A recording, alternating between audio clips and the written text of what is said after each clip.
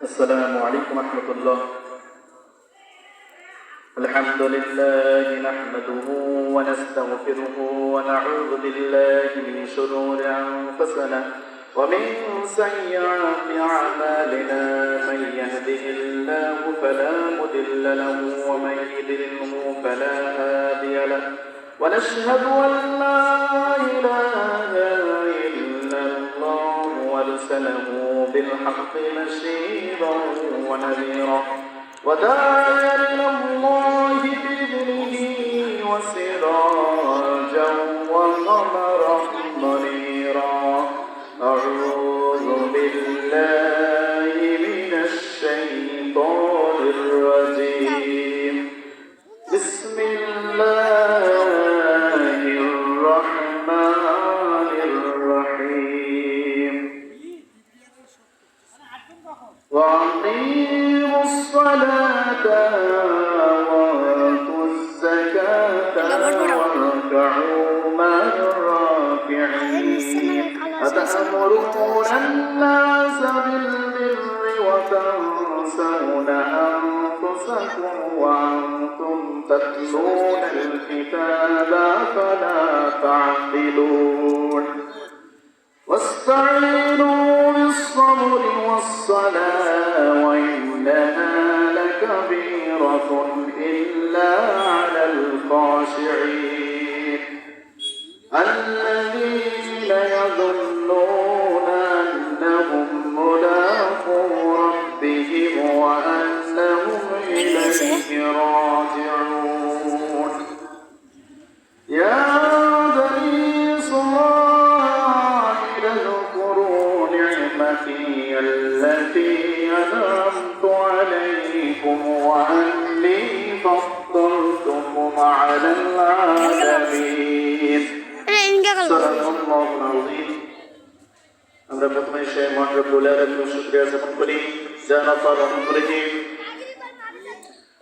শত ব্যস্ততার মধ্যেও যে আল্লাহ পাক আমাদেরকে দয়ান মরিয়াম হাফিজিয়া এতিমখানা মহিলা মাদ্রাসার উদ্যোগে আজকে তাফসিরুল কোরআন মাহফিল, সেই মাহফিলে আমরা আসতে পেরেছি এবং কোরআনের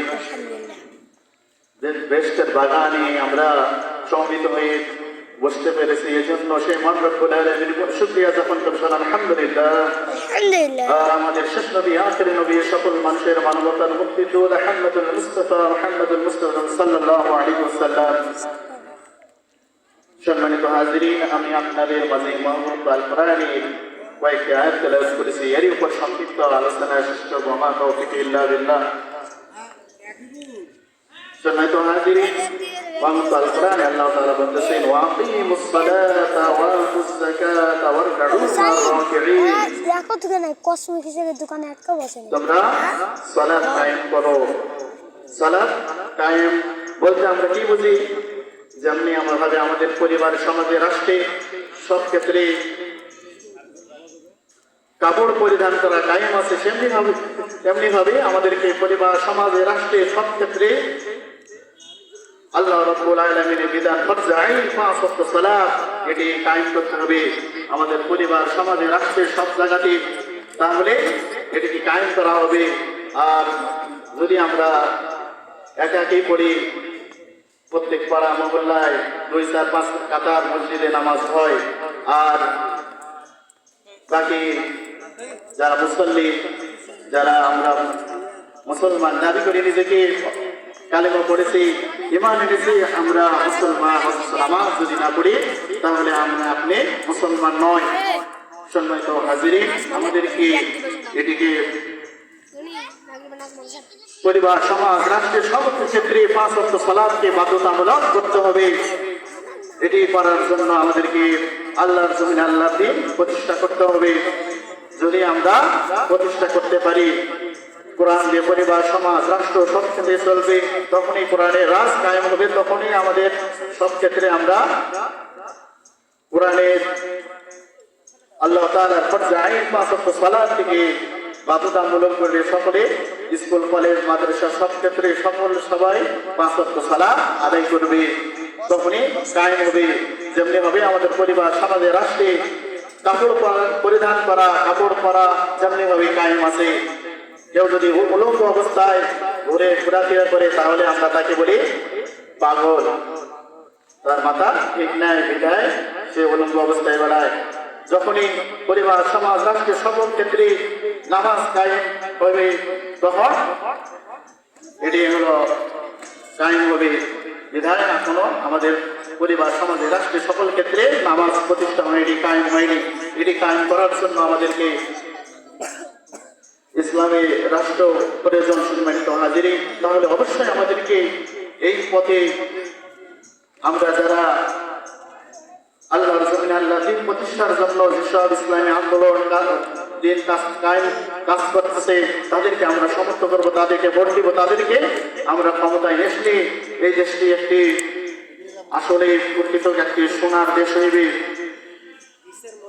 যেখানে যেমন একটি দেশ ছিল আফগানিস্তান, যেখানে যুদ্ধ বিধ্বস্ত একটি দেশ ছিল, সেখানে এখন মুসলমানের হাতে দেশটি এসে এখন সেখানে অনেক সুখ আর সুখ, শান্তি আর শান্তি, সেখানে ইসলামী রাষ্ট্রের কার্যক্রম চলতেছে। সম্মানিত হাজিরিন, তাহলে আমাদেরকে আমাদের দেশটিকেও, বাংলাদেশ থেকেও যদি আমরা আল্লাহর জন্য আল্লাহর দিন প্রতিষ্ঠার জন্য সর্বদাকে আমরা চেষ্টা করতে পারি, যে আল্লাহ তাআলা মহান কোরআনে বলেছেন তোমরা নামাজ কায়েম করো এবং যাকাত প্রদান করো।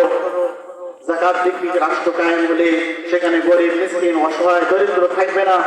সম্মানিত হাজিরিন, তাহলে অবশ্যই আমাদেরকে ইসলামী আন্দোলনের আমাদেরকে যোগ দিতে হবে। ইসলামী রাষ্ট্রের জন্য আমাদেরকে সর্বদা জান প্রাণ দিয়ে আমাদেরকে কাজ করতে হবে।